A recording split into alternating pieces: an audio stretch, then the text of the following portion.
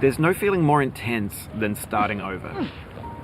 If you deleted your homework the day before it was due, as I have, or if you left your wallet at home and you have to go back after spending an hour in the commute. If you won some money at the casino and then put all your winnings on red but it came up black.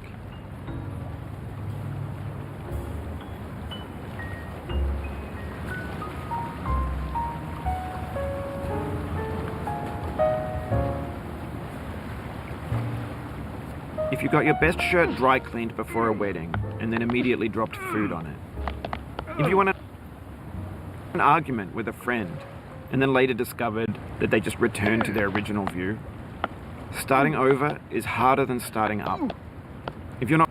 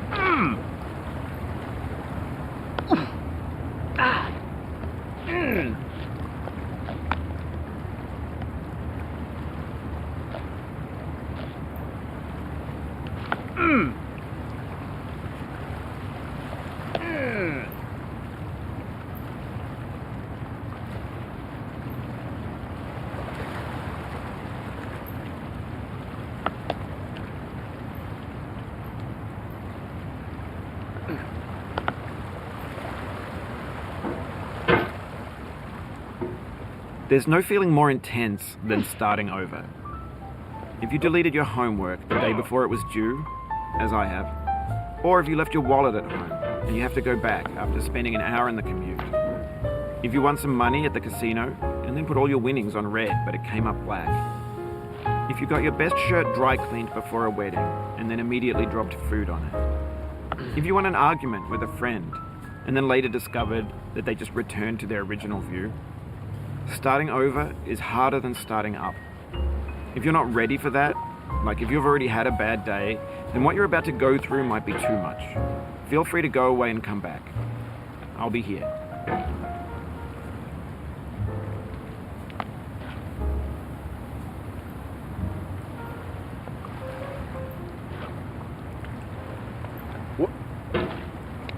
Alright, thanks for coming with me on this trip.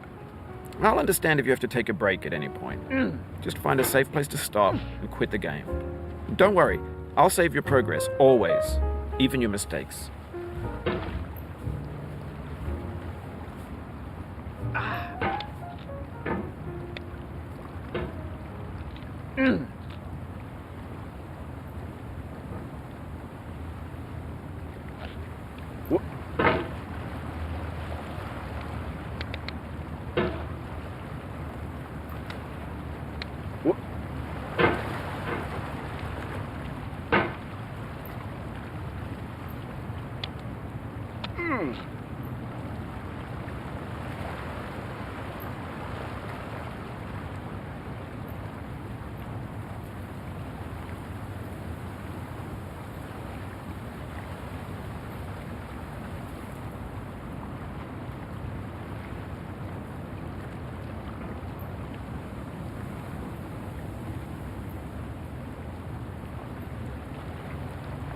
This game is a homage to a free game that came out in 2002 titled Sexy Hiking. The author of that game was Jazzuo, a mysterious Czech designer who was known at the time as the father of B games. And B games are rough assemblages of found objects. Designers slap them together very quickly and freely, and they're often too rough and unfriendly to gain much of a following. They're built more for the joy of building them than as polished products.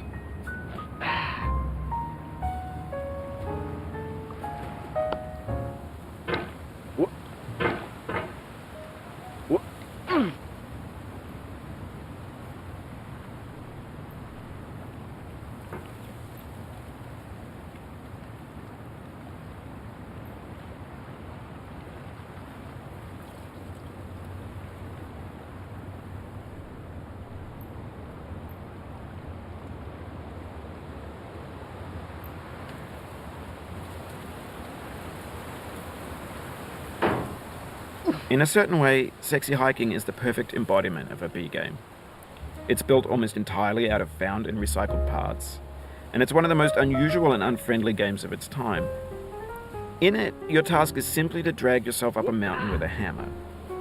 And that act of climbing, in the digital world or in real life, has certain essential properties that give the game its flavor. No amount of forward progress is guaranteed. Some cliffs are too sheer or too slippery, and the player is constantly, unremittingly in danger of falling and losing everything. Anyway, when you start Sexy Hiking, you're standing next to this dead tree that blocks the way to the entire rest of the game. It might take you an hour to get over that tree, and a lot of people never got past it. You prod and you poke at it, exploring the limits of your reach and your strength, trying to find a way up and over. And there's a sense of truth in that lack of compromise. Most obstacles in video game worlds are fake. You can be completely confident in your ability to get through them once you have the correct method or the correct equipment or just by spending enough time. In that sense, every pixelated obstacle in Sexy Hiking is real.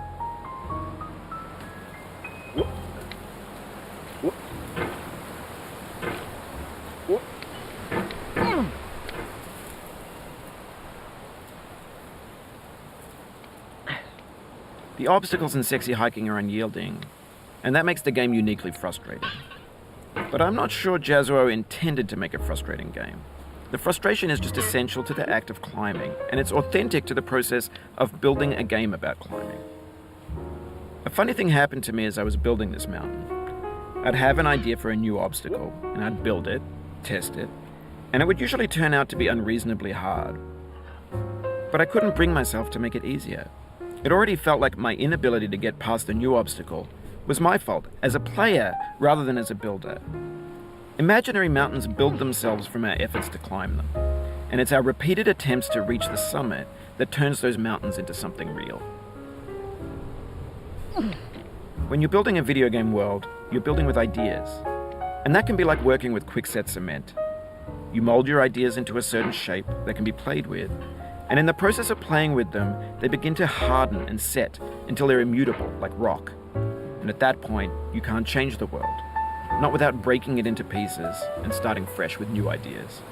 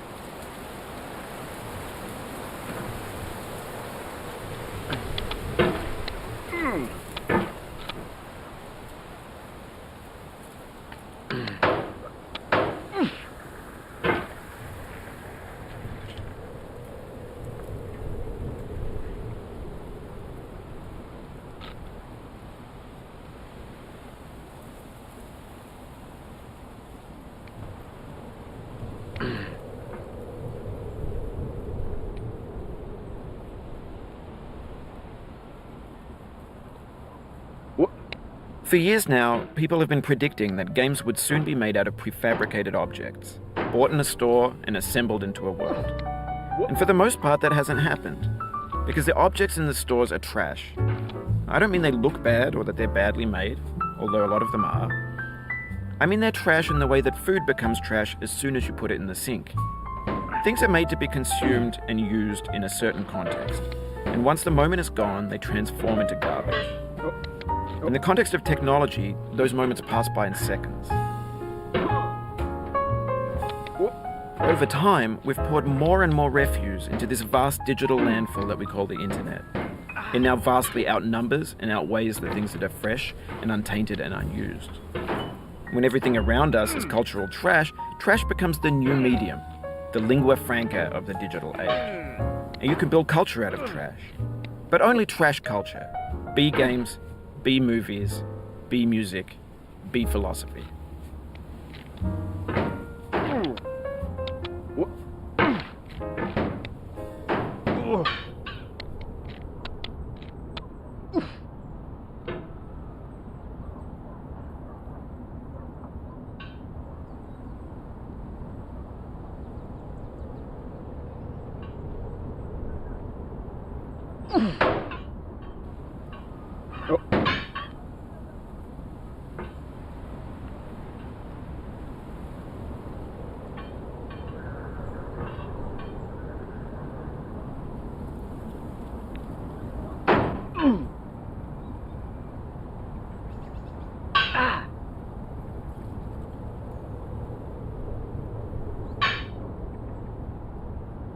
Maybe this is what digital culture is. A monstrous mountain of trash, the ash heap of creativity's fountain. A landfill with everything we ever thought of in it. Grand, infinite, and unsorted.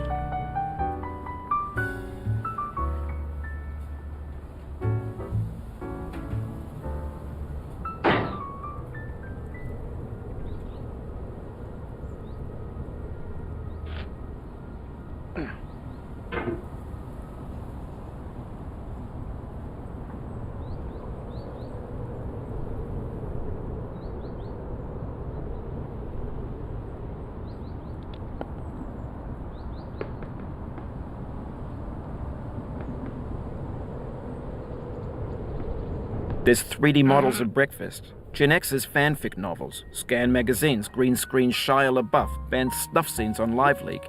Facebook's got lifelike bots with unbranded adverts and candid shots of Kanye and Taylor Swift mashups, car crash epic failed GIFs, Russian dashcam vids, discussions of McRibs, discarded, forgotten, unrecycled, muddled, rotten, untitled. Everything's fresh for about 6 seconds, until some newer thing beckons, and we hit refresh. And there's years of persevering, disappearing into the pile, out of style, out of sight.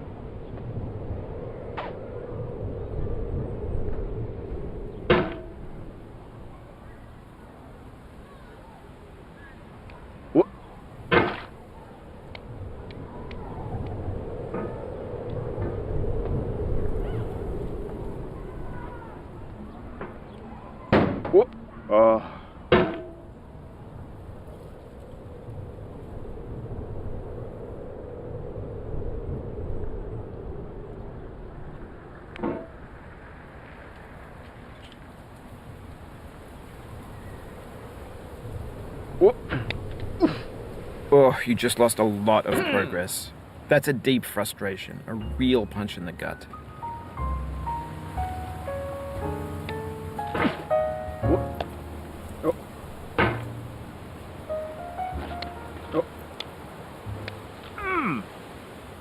Oof, sorry about that.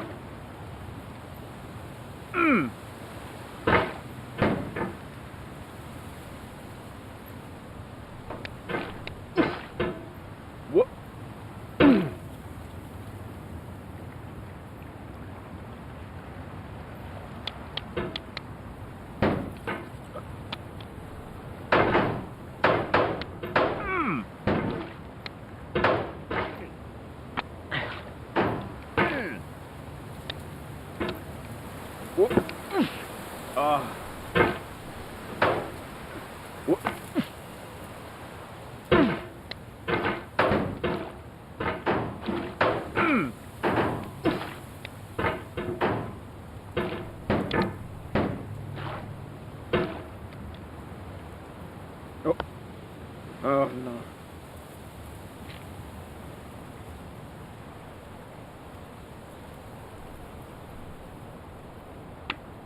What?